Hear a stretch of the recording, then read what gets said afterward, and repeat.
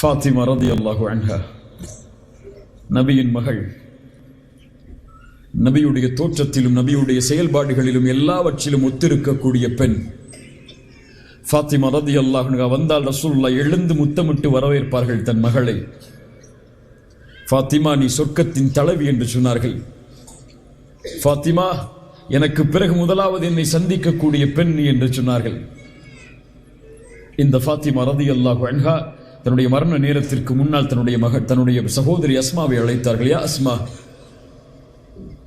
யா அஸ்மா, ஒருவேளை நான் மரணமாகிவிட்டால், என்னுடைய கஃன் துணி போற்றப்பட்டு விட்டால், பகல் நேரத்தில் அந்த செயலை செய்யாதீர்கள். இரவுடைய நேரத்தில் அந்த செயலை நீங்கள் செய்யுங்கள். அப்போதுதான் ஆண்களுடைய பார்வை என் உடல் மீது போற்றப்பட்டிருக்கும் அந்த கஃன் துணி மேல் கூட விழாது என்று சொன்னார்கள்.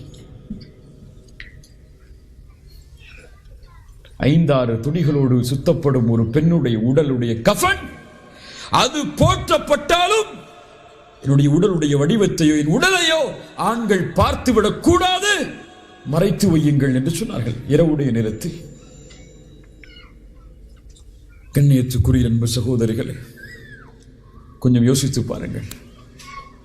உங்களுடைய போட்டோக்களை பேஸ்புக்கில் போடுவதற்கு முன்னால், உங்களுடைய போட்டோக்களை இன்ஸ்டாகிராமில் அப்லோட் செய்வதற்கு முன்னால், ஹிஜாபை அணியாமல் கல்லூரியின் வாசலில் நுழைவதற்கு முன்னால், உங்கள் உடலின் அழகை மக்கள் பார்க்க வேண்டும் என்பதற்காக நீங்கள் வெளிப்படுத்துவதற்கு முன்னால், இந்த பெண்களுடைய வரலாறை கொஞ்சம் உள்ளத்தில் பதிய வைத்து பாருங்கள்.